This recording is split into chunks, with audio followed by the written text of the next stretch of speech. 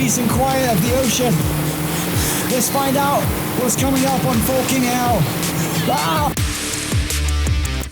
The street food tour returns to Asia, and for the final time, we're checking out these incredible turbo speedboats. We're eating at a 5-star restaurant, exploring the street markets, interacting with locals, considering throwing this kid into the water, and watching these ridiculously fast boats. And as a special treat, a chance to experience exactly what warp speed feels like. Welcome to Forkin! Open your eyelids, you've never seen anything like this. Never seen anything like this.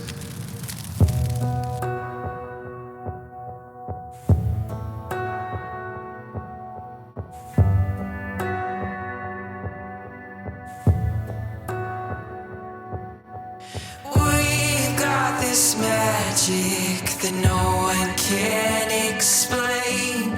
We've got this spark that no one can contain. We've got this fire burning in our veins. We got that fire. We got that fire in our veins. We won't burn out, 'cause we get caught in the flames. We won't burn out, 'cause we're gonna burn it down. We got that fire in our veins. Watch it burn.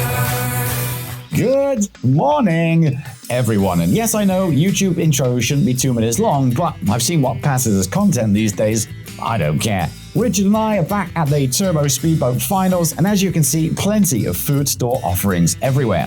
Once again, the Thai locals were ridiculously friendly. I certainly don't deserve the attention like this. To be honest, I get a bit self-conscious, but we probably took about 15 selfies with people today. Thailand truly is an amazing place to be. I can get one. You were first. Okay, yeah.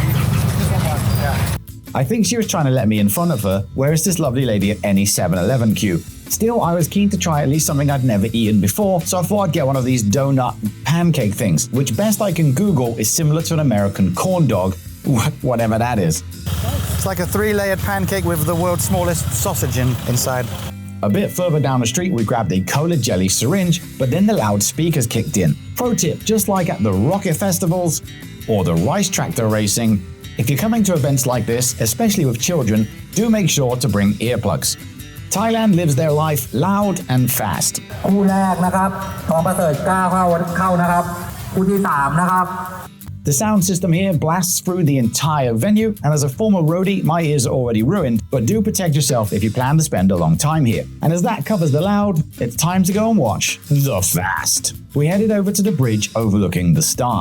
The crowd were buzzing, the last snacks were being purchased, and the first boats were primed. Today was a 2-day event, on the first day being these much smaller engined, but still super fast turbo boats. You can see they are filled up with that cool blue jet fuel, prayers were said, and the first races began.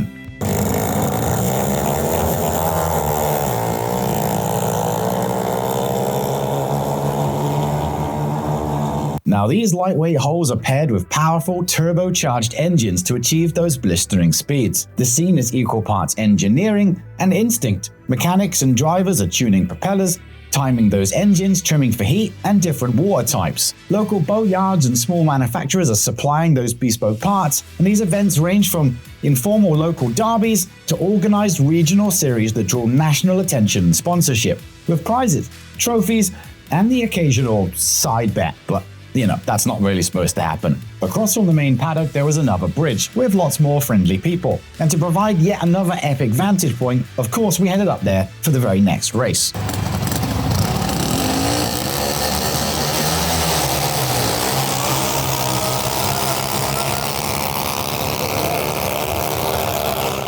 Down the bridge, down this little platform, as it was time to get even closer to the action. Lots of friendly Thai families who've set up their gazebos and giant umbrellas. I probably should have mentioned it's like 35 degrees heat again. And time for a few more selfies, which of course me and Richard were more than happy to accommodate, even though we both still have no idea why. Maybe it's because I look like the guy from CB Media, other than my content is a bit better. I'm only kidding. It's a lot better. Third beverage of the morning, we started to get a bit hungry, and then I remembered I had this sugary object still in my pocket. It's a syringe of sugar cola. To be honest, it's absolutely disgusting. A steward signals a start and the drivers hurtle down the clong, each racing to become the first to this line of flags. Some finish as a photo close, and others leave no doubt who won.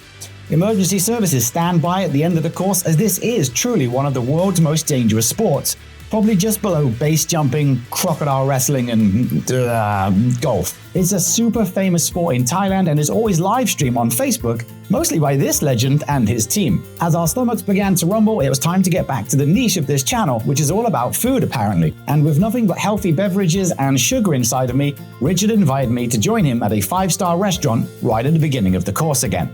This is a 5-star Google-reviewed restaurant, which technically only had 2 reviews when we arrived, but by the time we left, it had 3. As you can see here, I tried to do a let's shift the focus from boats to food, but yeah, maybe CB Media is better than me after all.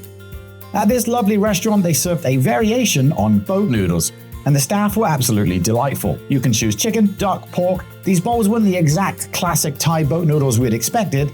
The texture, seasoning, and broth were a bit different. But honestly, they were served right next to the boat, so I'm counting it. It's my channel, I can do whatever I want. However, I do actually have a question for you. So last week, me and my friend Kevin went to... I'm gonna need to update my studio. Hold please. So last week, me and my friend Kevin went and ate these giant ribs. Is that a type of content that you guys want to watch? Basically 10 minutes of a fat guy eating food. If so, let me know and I'll give it a go. Either way, next week I'll be walking across the entire BTS line, 45 kilometers, street food only. And if that video gets 1,000 views, then I'll be walking Bangkok to Pattaya again. And if that video gets 1,000 views, then it's time for the big one, Chiang Mai, back to Bangkok. 750 kilometers of pure hell. Actually, frankly, if any of these videos get like 10 views, I'm going to do it anyway. Exciting things to come is basically the point that I'm trying to make here. Anyway, if you'd like to share or like or whatever it is that you need to do, that would be really mint. Thanks. What were we doing? Boats.